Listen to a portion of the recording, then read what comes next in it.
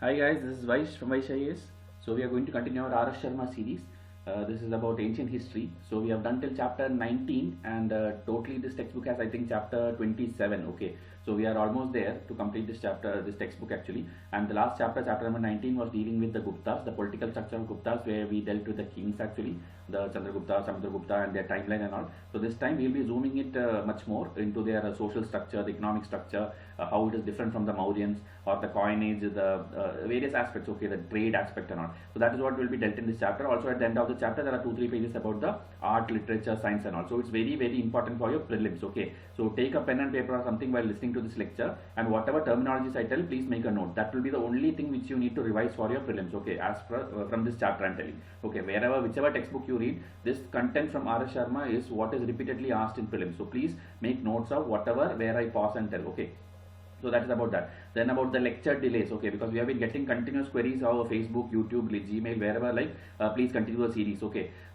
We understand that you want these lectures anyway. It is like much of the like most high quality series it is compared to any other channel on YouTube. The lecture series of history is much more elaborate in our channel, we know that, but problem is we are busy with the students who are part of the test series also, okay. Daily we are interacting with them on WhatsApp or other media, and they are writing answers, and they are part of the paid course, okay. So we have to focus on that as well. That is why the lectures are being delayed, okay. Even till yesterday or today morning, actually we were like continuously correcting papers of our mains test series 2019, okay, the first and second test which happened on August 5.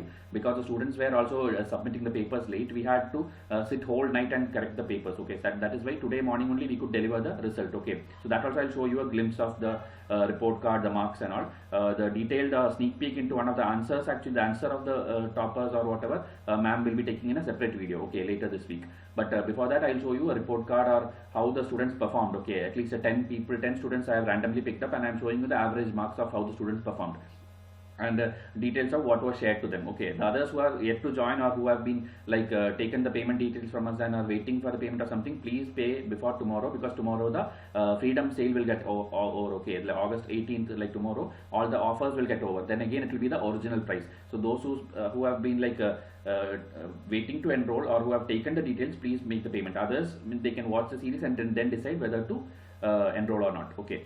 So before going into the actual content of today's lecture, we'll have a glimpse of what I just told you, okay. The MFTS 1 and 2, the papers were corrected and it was sent, okay. The detailed report card, everything was sent. So whoever have wrote the answers, they have got the following attachments, okay. One, the detailed corrected answer copy, that is line by line evaluation we have done already. Ma'am had showed you in multiple videos how we correct it, okay. That is the most elaborate in this full country. Any big institute you take, anything in Delhi or anywhere in any city, nobody is doing this kind of evaluation. They'll just give you a model answer and give you a average mark, which you don't even know whether every line what you wrote is corrected or whether it's a real mark or not. But we give you the actual answer paper which you submitted to us. We are editing that PDF and give, like with a red tick mark, we are giving line by line evaluation, okay. So that much detailed it is. So that anyway ma'am will show you in multiple videos.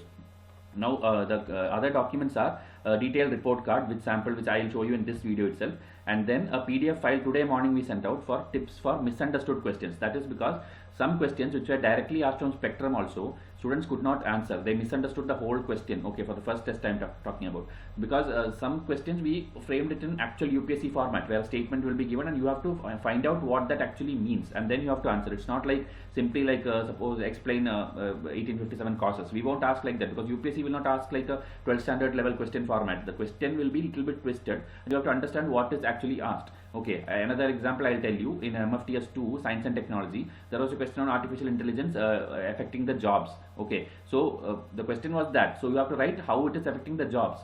But what students have written is they have written in and out about artificial intelligence. They have wrote like it like an essay. Okay, but the question does not demand that. So 15 marker question, if you write a totally different thing than asked, we have no other go. We have to strike it out completely. We have striked it out, and only for the introduction or the presentation we have given you 1 or 2 marks out of 15. Okay, so that much strict way in UPSC format we have corrected, because that is what UPSC will do. If you write a totally good content also, but if it's not answering what is asked in the question, then that answer is wrong. Okay, so that way the correction has been done. Okay, anyway I'll show you marks also later. So detailed model answer PDF. Okay, even if it's a 250 word or 350 word question, we have given you at least 400 to 450 word answers for every question. Okay, because this is like a material also for you. Okay, not only a model answer but a full course material about artificial intelligence. You will get that much detail about GM crops, means that much content we have given you that you can present it in any other way, whichever format UPSC asks you. That topic is best covered in our materials. Okay, you don't need to refer any other books or any other source or any video. Okay, everything will be covered. So that is why we told 300 questions in 5 months will cover your entire syllabus, and you are getting 300 questions materials. That means 300 topics materials. Okay, each and every word in the syllabus is picked up, including essays and case studies. Okay, only optional is what you have to do it yourself, because optional varies from person to person, so we don't want to commit anything to that. Okay, that is about the attachments given to you today. So toppers mark of MFTS 1 and 2 is, these are the marks. Okay, 121 out of 200 for history. It was MFTS 1 was history plus 1 essay, and MFTS 2 was polity and science and tech, directly from Lakshmikant, and science and tech general. Okay, dynamic portions.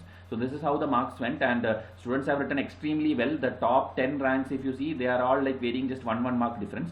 So I picked up, I think, 10 random marks. Okay, these are 10 random people. So if you see, the first column is 200 and 250 is the total marks, and these are the marks received by various students. So this NA, wherever you see, it is like students have not submitted that. Mean one of the student submitted only MFTS 1, and others, this student, if you see, submitted only MFTS 2. Okay, so these are various kind of combinations I took. Okay, very low marks are there. I picked up low marks also. I have picked up high marks also. But the topper is 149.5, and if you see, there is 148 is there, 147.2 or 25, something like that, 1 mark is there. I remember. So everybody has on an average scored 58 to 65 marks, which is very good. Okay, UPSC, that is coming in rank 1. If you see rank 1 of last year also, the topper's mark is around 55%.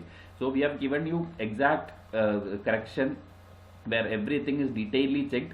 Even the like other institutes, what they do is, when you write an answer, if they simply see some point, they'll simply, to please you, they'll give like 15 mark question, they'll give you 14. Okay, UPSC is never going to give you 14 out of 15 for even the best answer. Okay, even if everything matches perfectly with their model answer key, which they have in their hand while correcting, they will give you only a 12.5 out of 15. That's what they'll give you the best. Okay, so this is how it has been corrected. So these are 10 random marks.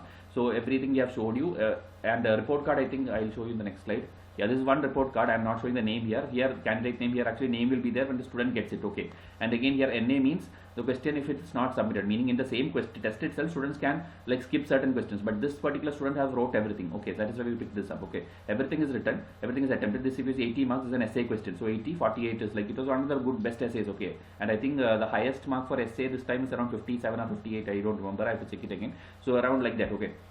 And if you see, these are all good answers. Okay, it's not like if you got 9 or something means it's bad. Okay, 9 out of 12.5 or 9 out of 15 is a good mark actually. And these are like questions are absolute. I mean, only 9 questions are there in this particular test. Okay, up to 18 questions we have for other tests and all. That is why the format is like this. So MFTS 2, if you see, 18 questions were there, where this 12.5 mark everything is polity question, and 15 marker is all science and tech question. So if you see, I'll show you one question here. If you see, 3 out of 15, this is actually one of the spectrum question. Okay, which 90% of the students have misunderstood what was asked. Okay, it was related to 1857 revolt only, but students did not understand what was asked. So that is why everybody had given a totally wrong answer. It is given here. This is the sectional feedback which we give. Okay, if any question is misunderstood, we have striked out complete answer and not awarded marks for the same. So try to grasp the crux of the question. This comment is actually common for 90% of the report cards. Okay.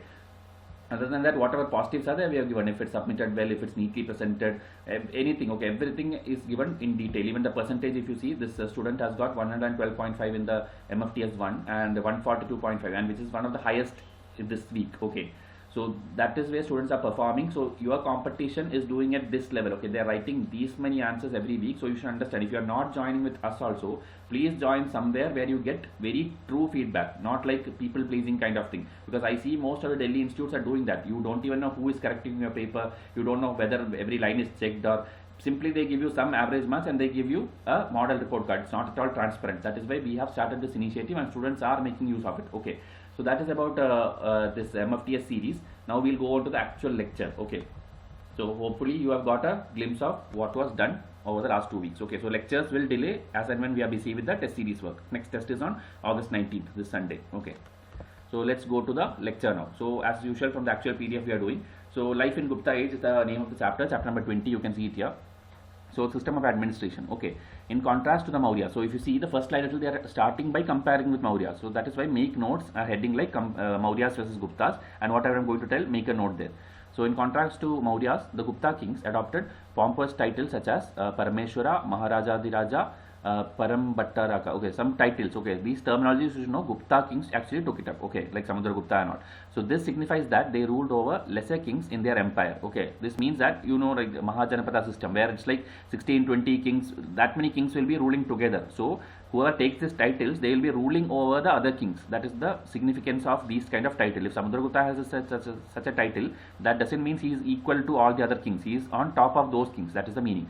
Then kingship was hereditary, but royal power was limited by the absence of a firm practice of primogeniture. So this you should know. This is like the eldest son becoming the son, but that thing was absent actually. Okay, it is absent here. It's absence of firm practice of this thing. So here it is written, the throne did not always go to the eldest son. Okay, that is why when such a thing is not there, system is not there, what happens is people will fight for the throne. Okay, even the sons of the king will fight, and also the chiefs, high official, nobles. Okay, that's what is written here. Advantage. They will take the advantage of this problem. Now the Guptas made munificent gifts to the Brahmanas, who expressed their gratitude by comparing the king to different gods. He was looked upon as Vishnu, the protector and preserver. The goddess Lakshmi is represented invariably on the other side of the coins as the wife of Vishnu. Okay, so this is about the gifts which is given to Brahmanas. Okay, they were given a lot of gifts. So obviously what they will do, they will praise the king. So how they will praise the king? They will simply tell like you are a representation of the god Vishnu, and even coins are made like facing his picture will be there, or maybe Vishnu's this thing will be, symbol will be there, his name, the king's name will be there, opposite side Lakshmi is there. So these are the ways which the Brahmanas and kings are appeasing each other. Okay, that is about the Gupta's kings initial one-liner which they are telling in this paragraph. Now the numerical strength of the Gupta army is not known. Evidently the king maintained a standing army which was supplemented by the forces occasionally supplied by the feudatories. Chariots receded into the background and cavalry came into the forefront. Horse archery became prominent in military tactics. So if you see, you don't have to by heart all these things, but you should know every kind of thing was there. Okay, whether it's elephants or horses or the soldiers, everything is there in huge numbers, but the strength is not mentioned. In Gupta period, land taxes increased in number, and those on trade and commerce decreased. Probably the king collected taxes varying from 1/4 to 1/6 of the produce. Okay, this also make a note. Okay, make a column, a table where you can write like left side Mauryas and what tax they collected, Guptas what tax they collected. Okay, because it will vary like 1/4, 1/6 and all. Sher Shah, Akbar, Mughal. In Satish Chandra I am teaching you that also. So wherever you see these kind of things, if you make a table, maximum 10 or 12 kingdoms will be there on the left side, and these numbers will be there. And if you notice, 90% of them will be either 1/4 or 1/6. So it will be very easy for you to by heart. Okay, only maybe one or some rare thing will be there where it is like 2/5 or 60% or something like that. So that time, that alone, if you memorize, you will remember that okay, that is this thing, but others are all 1/4 or 1/6. So that way it is very easy to study. Okay, so make a note. Guptas is like 1/4 to 1/6, and in addition to this, whenever the royal army passed through the countryside, the local people had to feed it. Okay, the peasants had to supply animals, food grains, furniture, etc. for the maintenance of royal officers on duty in the rural areas. In central and western India, the villages were also supposed to forced labor called Vishti. Okay, these are the terms you have to make a note. Okay, Vishti or VISH, which means the forced labor concept. Okay, it is not only in Guptas, it is there in multiple kingdoms. Okay, I have taught you earlier also.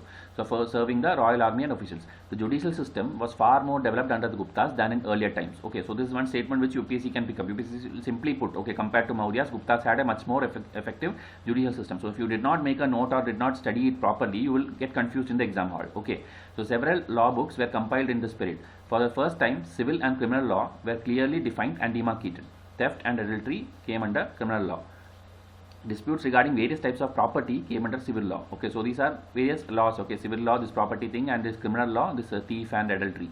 Now elaborate laws were laid down about inheritance. Okay, during this period also many laws continued to be based on differences in varnas. It was the duty of the king to uphold the law. The king tried cases with the help of Brahmana priest. The guilds of artisans, merchants and others were governed by their own laws. Seals from Vaishali and from Bitha near Allahabad indicate that these guilds flourished exceedingly well in Gupta times. Okay, so this guild is like a merchant group. Okay, so that is actually flourishing in this time, and that is evident from the seals. Okay, in seals it is because when you do trade, you obviously need seals. So that is how these are all concluded by historians, like these are things were happening. Okay, now the Gupta bureaucracy. Okay, it was not as elaborate as Mauryas. Okay, so if you see judiciary, This itself I can make a two-statement question. Okay, like judiciary was more efficient in Guptas, but bureaucracy was more efficient in Mauryas. Okay, both the statements are true. This is how UPSC will do. Very basic statements from your own textbooks they are picking up. So make a note. Now the most important offices in the Gupta Empire were the Kumar Amatyas. Okay, this Amatya term wherever you see, it's like very efficient officials. Okay, so Kumar Amatyas were there in Gupta Empire. In Mauryas also it was there. Now they were appointed by the king in the home provinces and possibly paid in cash. Okay, this is also one thing which UPSC around in 96, 97 all they used to ask. Okay, whether they were paid in cash, paid in kind, paid in land. Okay, that you should know. Now since the Guptas were possibly Vaishyas, recruitment was not confined to the upper varnas only. Okay, so Guptas themselves were Vaisyas. Okay, so obviously they did not have any this thing like they will take only Kshatriyas or Brahmanas. They were not they were taking people from all the varnas, but several offices came to be combined in the hands of the same person and posts became hereditary. Okay, so like the kings were hereditary, the officers were also doing like that. Okay, the one person will become the official, then his son will become, then his grandson will become, like that. Okay, now the Guptas organized a system of provincial and local administration. The empire was divided into divisions. So this is important again. Okay, like Chola administration, now UPSC have asked at least 3 times. Okay, about the different units. So you should know the basic divisions or provinces is the Bhuktis. Okay, whose in charge is Uparika. So this order please learn. Okay, Bhuktis, then districts is Vishayas, and in eastern side Vishayas were divided into Vithis and again divided into villages. So if you see, it's very easy, like from down to up, if you see villages, Vithis, Vishayas and Bhuktis. Okay, V and B. Okay, villages, Vithis, Vishayas, Bhuktis, where Bhuktis is the main division or province and Vishaya is the district. Okay, and these are even smaller, like maybe Taluk kind of thing, and villages. Okay, so villages, Vishayas, Vithis and Bhuktis. Now the village headman became more important in Gupta times. Okay, he managed the village affairs with the assistance of elders. With the administration of a village or a small town, leading local elements were associated. No land transaction could be effected without their consent. Okay, so village headman is very, very important. Now in the urban administration, organized professional bodies were given considerable share. The seals from Vaishali show that artisans, merchants and scribes served on the same corporate body, and in this capacity they obviously conducted the affairs of the towns. Besides this common organization, artisans and bankers were organized into their own separate guilds. So this one, if you see again, like here they stressed on village headman, here they are stressing on the guild system. Okay, the markets or the traders, merchants, artisans, all these were well organized in one corporate body, and they had their seals, and we hear of numerous guild of artisans, traders, etc. at Bitha we saw near Allahabad, Bitha and Vaishali. So these are 2 important places also. So history optional students, the place, location on map and all is important. Okay, at Mandasar and Malwa, silk weavers maintained their own guild, and at Indore in the district of Bulandshahr in western Uttar Pradesh, oil pressers had their own guild. Okay, so this even very detailed. If UPSC want to go, they can ask a match the following. Okay, so this Mandasar is like silk weaver, and this Bulandshahr is for oil pressers. Okay, all are guild groups only, merchant groups only, but different professions. Okay, silk weaver and oil presser. So make a note of that. In any case, they could look after the affair of their own members and punished those who violated the customs and law of the guild. The system of administration described above applied only to North Bengal, Bihar, Uttar Pradesh and some adjoining areas of Madhya Pradesh, which were ruled directly by the officers appointed by the Gupta kings. So all these things which we discussed till now were officials who were appointed directly by the Gupta kings. Okay, later we will see the feudatories also, meaning other people who are not direct. Okay, that is why this is stressed upon. Okay, all these were direct officers under the Gupta kings. The major part of the empire was held by feudatory chiefs. Okay, many of whom had subjugated by Samudragupta. The vassals who lived on the fringe of the empire carried out 3 obligations. They offered homage to sovereign by personal attendance at his court, paid tribute to him, and presented to him daughters in marriage. So these are 3 ways which the feudatories will keep in touch, or how they maintain their possessions. Okay, marriage alliance is there, then giving tribute to the king is there, then also in their personal attendance, showing their personal attendance at the court of this king. Okay, so they were totally obliged to the Gupta king. It seems that in return for these, they obtained charters for ruling in the areas. The charters marked with the royal Garuda seal seem to have been issued to the vassals. Okay, Garuda seal. Okay, you should remember Garuda seal is related to the Gupta kingdom. The Guptas thus had several tributary princes in Madhya Pradesh and elsewhere. The subordinate position of the prince turned them into feudal vassals. The second most important feudal development was the grant of fiscal and administrative concessions to the priests and administrators. Okay, so granting this administrative concessions and all. Okay, so if you see, Brahmanas and these officials both were like pleasing the king, and the king will also please them in return. So that is the whole crux of whatever we read till now. Now, started in the Deccan by the Satavahanas, the practice became a regular affair in the Gupta times, particularly in Madhya Pradesh. Okay, so this concept, this concept of granting this fiscal and administrative concessions to priests and administrators, this was once, I think, asked in UPSC. It was started by Satavahana kingdom, which we have already done. I think chapter number 16 or something in the same video series, you would have seen it. Okay, they have started this concept. Now it was continued by the Guptas. Now religious functionaries were granted land free of tax forever. Okay, so religious functions, even now religious bodies are not taxed, so that was there, and they were authorized to collect from the peasants all the taxes which could have otherwise gone to the emperor. Okay, so they have they are free of tax also, and they can collect also. So the villages granted to the beneficiaries could not be entered by royal agents, retainers, etc. Okay, the beneficiaries were also empowered to punish the criminals. Okay, so lot of extra powers are there to these kind of people. Whether state officials were paid by grants of lands in Gupta times is not clear. Okay, so this one again, grants of land or cash or how it is, it's not clear about the state officials. Okay, abundance of gold coins would suggest that higher officials were paid in cash. Okay, because they had that many gold coins, like Harsha kingdom and Gupta kingdom had the huge number of gold coins at that time. So that is why they are assuming that maybe cash was used for paying the officers. Since much of the imperial administration was managed by feudatories and beneficiaries, the Gupta rulers did not require as many officials as the Mauryans did. Okay, so again, because of the administration setup was like this, like there was not only direct officers, there were feudatories and other external officers also.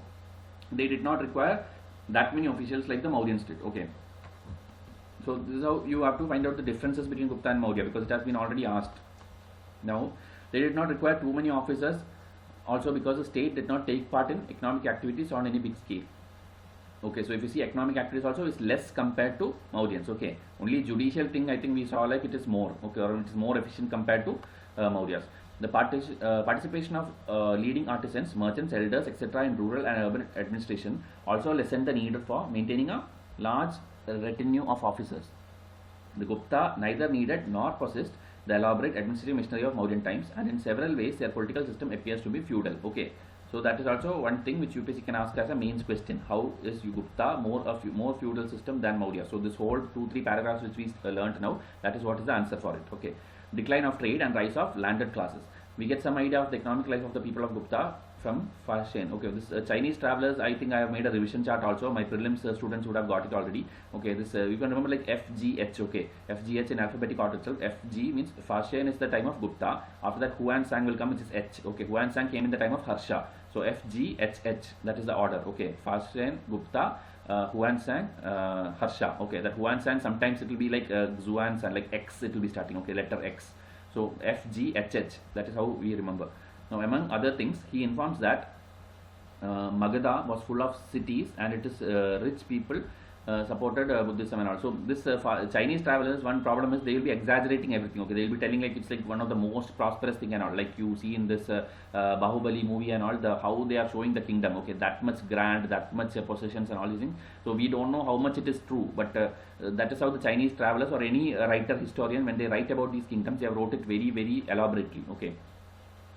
Now, these people supported Buddhism and gave charities, but during this period, we notice a decline in foreign trade. Till AD 550, India carried on some trade with the Eastern Roman Empire, to which it exported silk. Okay, around AD 550, the people of the Eastern Roman Empire learned from the Chinese the art of growing silk. Okay, so this silk thing is going on. This adversely affected the export trade of India. Even before the middle of the 6th century AD, the demand for Indian silk abroad had slackened. In the middle of the 5th century, a guild of silk weavers left their original home in Western India in the country of Latha and migrated to Mandsaur, where they gave up their original occupation and took up to other professions. So it is like the decline they are showing. Okay, how they learnt initially from Chinese and then they started in Western India, then they migrated outside, then they took up other professions. So whole thing is about decline. Okay, even though they had a good thing earlier, it was declining. Now the striking development of the Gupta period was the emergence of priestly landlord at the cost of local peasants. Land grants made to the priests certainly brought many virgin areas under cultivation. Okay, so new landlords were coming up and new uncultivated areas are getting cultivated for the first time. But these beneficiaries were imposed from above on the local tribal peasants who were reduced to a lower status. In central and western India, the peasants were also subjected to forced labor. We saw a term called Vishti. Okay, VISHTI. So that is also prevailing. So declining of trade and rise of landlords, that is what is dealt in that paragraph. Now social development. Land grants to the Brahmanas on a large scale suggest that the Brahmana supremacy continued in Gupta times. The Guptas, who were originally Vaishyas, came to be looked upon as Kshatriyas by the Brahmanas. Okay, so these Brahmanas have this habit like they will respect only the higher caste. So these Guptas who were initially Vaishyas, because they treated Brahmanas well, Brahmanas in turn treated Guptas like you are like Kshatriya caste and you are like higher caste. Okay, so this kind of pleasing thing happened. The Brahmanas represented the Gupta kings as possessing the attributes of gods, and the Gupta princes became great supporters of the Brahminical order. The Brahmanas accumulated wealth on account of numerous land grants. So they claimed many privileges which are listed in the law book of Narada. Okay, so this again you should know, law book of Narada, it tells about the land grants and all the system under the Guptas. Okay, Gupta Brahmanas pleasing each other, that concept is there in law book of Narada. The caste proliferated into numerous subcastes as a result of two factors. On the one hand, a large number of foreigners had been assimilated in the Indian society, and each group of foreigners were considered a kind of Hindu caste. Since the foreigners mainly came as conquerors, they were given the status of the Kshatriya in society. Okay, so these foreigners who came from outside, they were considered as higher caste. The Hunas who appeared in India towards the close of the 5th century ultimately came to be recognized as one of the 36 clans of the Rajputs. Okay, so these Hunas who came from outside, they were even considered Rajput clan. Okay, so that is how the whole caste system developed. Okay, which is now even spoiling Indian system even now. Okay, even now some Rajputs bear the title Huna. The other reason for the increase in number of caste was the absorption of many tribal people into the Brahminical society by way of land grants. To the ruling chief of the tribes were ascribed a respectable origin, but most of the rest of the other tribal people were given a low origin, and every tribe now became a kind of caste in Hindu society. Okay, so this is the whole evolution of caste. Unwantedly, these Brahmin people or Rajput people, they were considering the outsiders or foreigners as higher caste, and the existing Indian people who were actually true Indians, who are tribals, they were considered as the lower caste. Okay, so that is how this whole caste system developed. Now in some ways, the position of Shudras and women improved in this period. Okay, so this is like actually a contradicting thing to that. So these are improving. They were now permitted to listen to the epics and the Puranas. They could also worship a new god called Krishna. Okay, so this is like evolution at that time. Now from the 7th century onwards, the Shudras were mainly represented as agriculturalists. In the earlier period, they always appeared as servants, slaves and agricultural laborers working for the 3 higher varnas. Okay, so this is like a drastic change. Okay, who are like slaves were now considered as agriculturalists in the Gupta time. But during the period, the untouchables increased in number, especially the Chandalas. The Chandalas appeared in society as early as 5th century BC. By the 5th century BC. Now by the 5th century AD, their numbers had become so enormous as their disabilities so glaring that it attracted the attention of Chinese. Again, this guy, okay, this Fashion, he is again writing about these things. Like 5th century BC, these people appeared, and then they enormously increased in population and disparities by this time, 5th century AD. He informs us that the Chandalas lived outside the village and dealt in meat and flesh. Whenever they entered in town, the upper caste people kept themselves at a distance from them because the road was supposed to have polluted by them. So that much was the untouchability concept prevailing in that time. Okay, people, if they walk through that road itself, that road is considered polluted. Okay.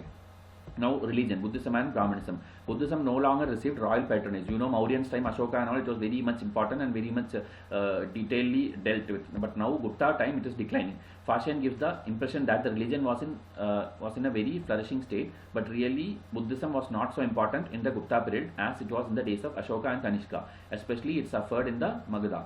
Brahmanism had come into the forefront. The two gods who commanded the worship of their followers were Vishnu and Shiva. Okay, that is how it started. Now we'll see later the Bhakti movement and all. Now Vishnu emerged as the god of devotion, and he came to be represented as the savior of the Varna system. Numerous legends gathered about him, and a whole Purana called the Vishnu Purana was compiled in his honor. Similarly, a law book called the Vishnu Smriti was also named after their god. So Purana is Vishnu Purana and law book is Vishnu Smriti. Okay. Above all, by the 4th century AD, there appeared the famous Vaishnava work Bhagavad Gita, which taught devotion to Lord Krishna and stressed the performance of the functions assigned to each Varna. So these are things evolving around the Gupta time. Okay, Vishnu Purana, Vishnu Smriti and Bhagavad Gita. Because usually UPSC will ask like contemporary things, like whether this was in this era or this kingdom, this timeline. So you should know these things. Okay, a few Gupta kings were worshippers of Shiva, the god of destruction. Okay, so but he came in the front rank at the later stage and does not seem to have been as important as Vishnu in the earlier phase. So he is also evolving. So now here these pictures are also important. Okay, temple at Sanchi built during Gupta period. So this also timeline you should know, like because UPSC will ask like whether everything at Sanchi was constructed by Ashoka or something. You should know Gupta period also temples at Sanchi was getting created. And here one image is there. It is actually Naranarayana from Deoghar. Okay, this also UPSC, like last time they asked, like some of the painting, the Padmapani painting is present where. They will ask options like Ajanta, Ellora, Elephanta caves. So you should know what painting is where. So this image of Naranarayana is at Deoghar. Okay, so this make a note. This very few things is what UPSC asks. So it's there in your textbook. So please make notes. Don't make a situation where you have to again come and read this textbook. Okay. So because I am reading it for you. So please make notes.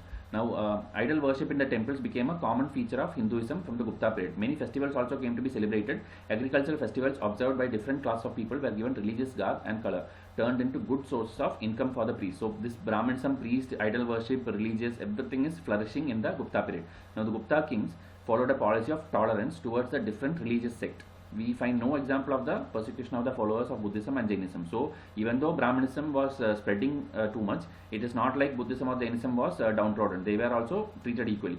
This was also on account of the change in character of Buddhism, which had come in to acquire many of the features of Hinduism. So if you see Buddhism, Jainism, which was very strict kind of religions, which had lot of clauses and all, now it is getting diluted. Okay, as and when the time, like this Buddhist council happens, or the split of Buddhism happens, Jainism happens, all these things later diluted the original concept, and then now it is like taking concepts from Hinduism also. That is how it is now. Now it almost vanished. Okay, Buddhism, which is like born in India, is not existing in India now. Okay, now art. So we'll see little art and culture things now. Okay, art, literature, science. I think the art, the Gupta period is called the golden age of ancient India. This actually is a UPSC statement. Okay, they gave you a statement and ask you like elucidate, elaborate, something they will tell. So the next entire thing what you see is what you need to write. Okay, this may not be true in the economic field because several towns in North India declined during this period. Okay, here one image of the Buddha from Sarnath. Okay, that's kind of simple anyway. So but the Guptas possessed a large amount of gold, whatever might be its sources, as they issued the largest number of gold coins. Okay, this statement, largest number of gold coins, this also you should know. Okay, so princes and richer people could divert a part of their income for the support of those who were engaged in art and literature. Both Samudragupta and Chandragupta too were patrons of art and literature. Samudragupta is represented as on his coins playing the veena. Okay, this also once UPSC asked, okay, whose image is there playing the veena? So that is Samudragupta. And Chandragupta too is credited with maintaining the court with 9 luminaries or great scholars. You know, like Akbar had the Navaratna. Before that also, this Chandragupta too, he had 9 people, okay, 9 scholars like Kalidasa, Amarakosha and also. That also in a revision chart I have told you elaborately. My students will have already got it. Okay, in ancient India, art was mostly inspired by religion. Survival of non-religious art form from ancient India are very few. So if you see, they are telling art is connected mostly to religion. Okay, non-religious art is not recovered. Now Buddhism gave great impetus to art in Maurya and post-Mauryan times. It led to the creation of massive stone pillars, cutting of beautiful caves, and raising of high stupas or relic towers. The stupas appeared as dome-like structures on round bases, mainly on stone. Numerous images of the Buddha were fashioned. In the Gupta period, we find an over 2 meter high bronze image of the Buddha. Okay, so these kind of statements also UPSC can ask whether a bronze image was recovered during the Gupta time. Okay, which was recovered from Sultanganj near Bhagalpur. So this is important for history optional student. Okay, 50 marker map questions comes every year, so they can ask like a location. They will give a description like a bronze image of Buddha discovered. So you should know it is like Sultanganj near Bhagalpur. Try to locate this in the map. Okay, Fashion saw an over 25 meter high image of the Buddha made of copper, but it is not traceable now. Okay, so Fashion in his writing he has wrote there is something like a copper Buddha which is 25 meter high, but this bronze image is what is could be recovered in this place, but the copper could not be recovered. Okay, so two important, very important statements for history optional students. Okay, now in the Gupta period, beautiful images of the Buddha were made at Sarnath and Mathura, but the greatest specimen of Buddhist art in Gupta times is provided by the Ajanta paintings. Although these paintings covered the period from the 1st to the 7th century AD. Once in AD, most of them belong to the Gupta times. Okay, so the timeline is 1 to 7th AD, but most of the things were in Gupta times. You know, Gupta 3rd AD. Okay, 3rd to 5th AD you can tell. So this is again an image. I want to show you image of Yamuna from Achichatra. Okay, Bareilly. Okay, Bareilly district. Something like this is there. Okay, image of Yamuna. Because it is mentioned in the textbook, there is a high chance that UPSC can pick up from this, because it is okay that in exam hall you cannot recollect or you cannot, or you find that question difficult, but it is very bad if that image was directly taken from the standard textbook. Okay, that is where you will feel guilty after the exam. Okay, if it is a totally what is a very weird kind of thing, everyone will find it difficult. But those students who have done the R.S. Sharma or Satish Chandra very well, for them these questions are direct questions. So that is why please make notes. You just need to see it the day before prelims and you will get that 2 marks. Okay, so image of Yamuna from this particular Bareilly district. Now they depict various events in the life of Gautama Buddha and the previous Buddhas. These paintings are lifelike and natural. They were marked by the brilliance of their colors, which have not faded even over 14 centuries or so. Okay, so whatever is recovered is like that much grace it had and that much it has retained. I mean, till now. Okay, the color or whatever designs or whatever it had. Okay, this is again an image of Buddha from Mathura. Okay, here it is Ajanta painting of an Apsara. Okay, so these kind of things. Actually, the Padmapani which I told also was directly there in one of the textbook. Okay, that is why it was asked. NCRT it was there. Okay, so this is again a Apsara painting in Ajanta. Okay, now since the Guptas were supporters of Brahmanism, for the first time we get into the Gupta period image of Vishnu, Shiva and some other Hindu gods. At many places we get a whole pantheon in which the chief god appears in the middle and the retainers and the subordinate appears on the same panel all around him. Okay, so the main god Vishnu, Shiva will be in center and others will be around him. So this leading god is represented large in size, but his retainers and subordinate gods were drawn on a smaller scale. This represents a clear social distinction and hierarchy. The Gupta period was poor in architecture. Okay, so art is good but architecture is poor. Okay, all we get is a few temples made of bricks in Uttar Pradesh and a stone temple. We may mention the brick temples of Bithargaon in Kanpur, Bithari in Ghazipur and Deoghar in Jhansi. Okay, so these are some stone or brick temples which existed. Okay, but other than that there is no great palaces or great great architectural works being shown in the Gupta time. The Buddhist university at Nalanda was set up in the 5th century and its earliest structure made of brick belongs to this period. Okay, so this founder of Nalanda, which king it is, write in comment section. Okay, if you know, because it's a very commonly asked questions in every mock test and also in UPSC also it was asked once. Okay, not only UPSC, the CAPF exams and other exams it is asked who was the founder of the Nalanda University, who was the founder of Vikramshila University. So such things you should know. If you don't know, that means your preparation is not good. Okay, so please make a note of these things, and if you know it, write in comment section so that other students also will know.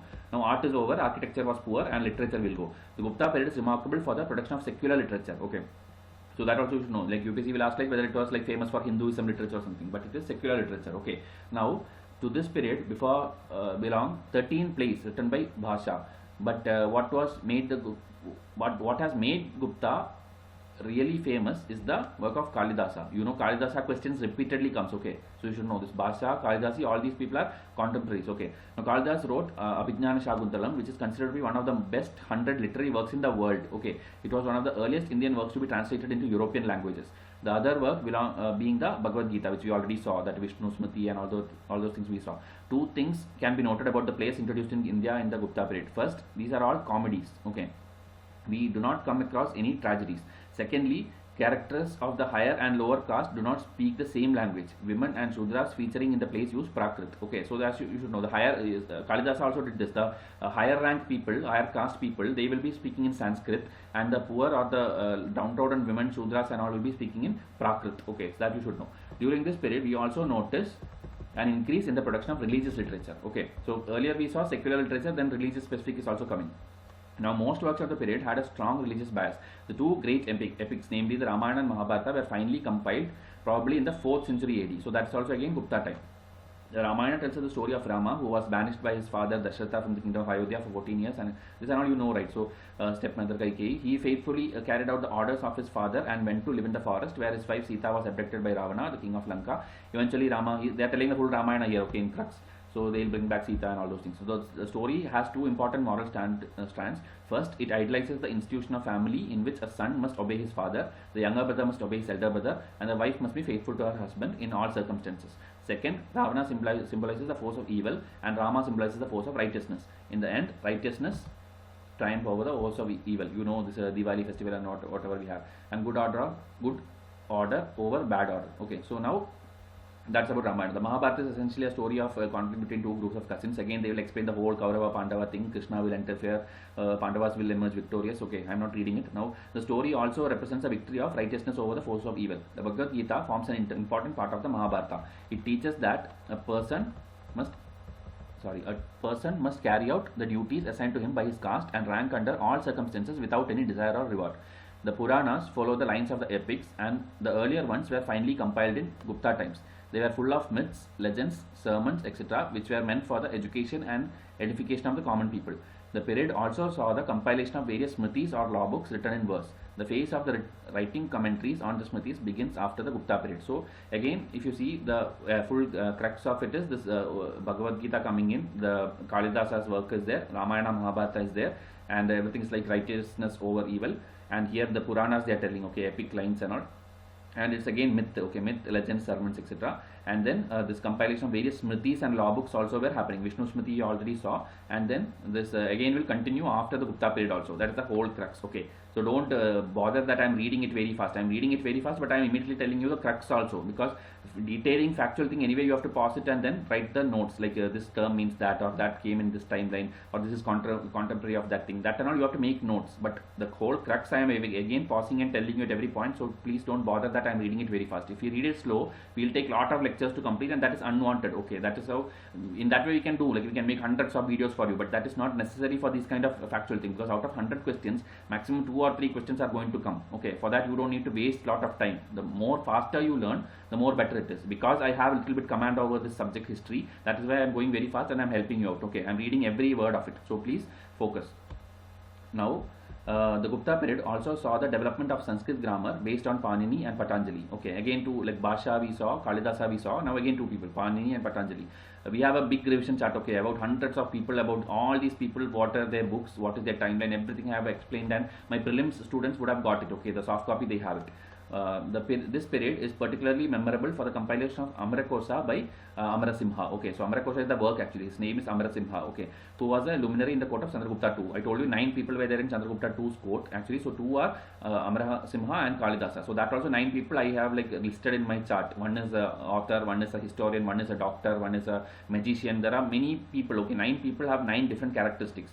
This lexicon is learnt by heart by students taught Sanskrit in the traditional fashion. So again, telling about the students, they learned Sanskrit and all those things. On the whole, the Gupta period was a bright phase in the history of classical literature. It developed an ornate style which was different from the old simple Sanskrit. So it was like much more advanced version of Sanskrit, you can tell. Okay. From this period onwards, we find greater emphasis on verse than on prose. Okay. We also come across a few commentaries. There is no doubt that Sanskrit was the court language of the Guptas. Although we get a good deal of Brahmanical religious literature, the period also produced some of the earliest pieces of secular literature. Okay. So its overall literature is, I think, detailedly with a lot of names I've explained. If you read the Tamil Nadu textbook and NCERT, you will get more details. Okay, NCERT is already uploaded in our channel. Tamil Nadu textbook will be my next course once I complete the these two things. Okay, R.S. Sharma and Satish Chandra once it's completed, next course will be Tamil Nadu textbook.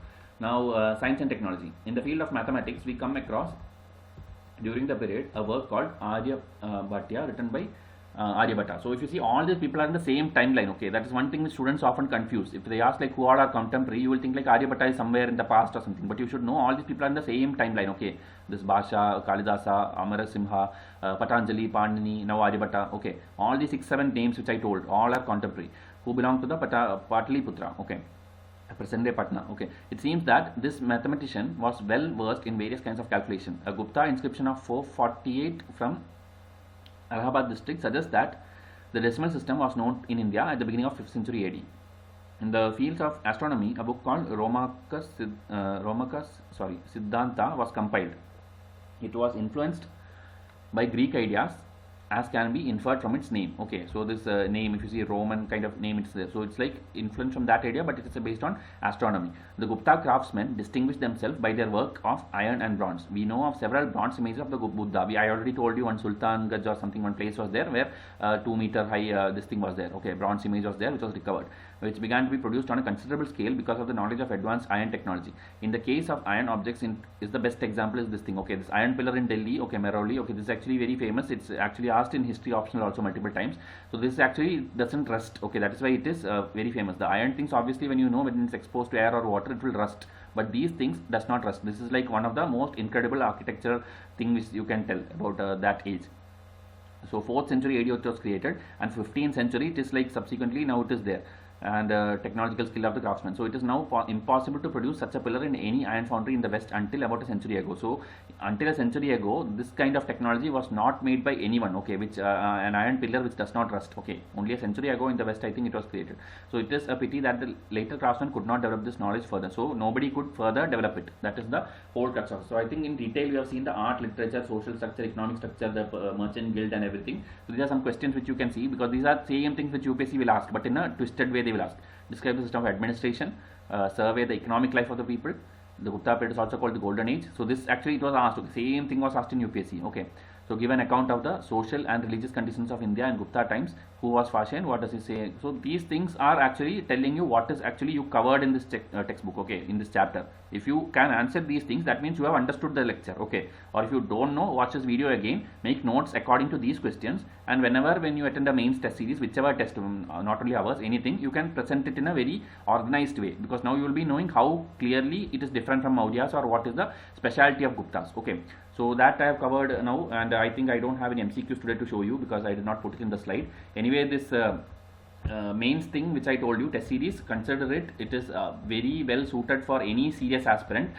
Some of the students across India are making use of it. So if you don't do this way, okay, I'm not telling my test series, but any test series, if you don't join, if you don't get used to this marking system, you are going to struggle in your mains exam, okay. So please make use of such options which is available in YouTube, plenty, many channels are offering. Whichever you feel is genuine, whichever you feel is doing good justice to your preparation, go join them, okay, because I want every serious aspirant to clear this exam, okay, because I know how much effort it takes. 1 or 2 years you are giving your entire life to this exam, so you should do the best way. It's not like you simply go and invest some 1 lakh rupees or 2 lakh rupees in Delhi and then you think like my preparation is good. That is not the right way of preparation. That was actually 5-6 years back, okay, but now UPSC has gone one step ahead, and that is why we are coming up as institutes and trying to get the crux of the actual UPSC pattern, okay. So try to make use of it.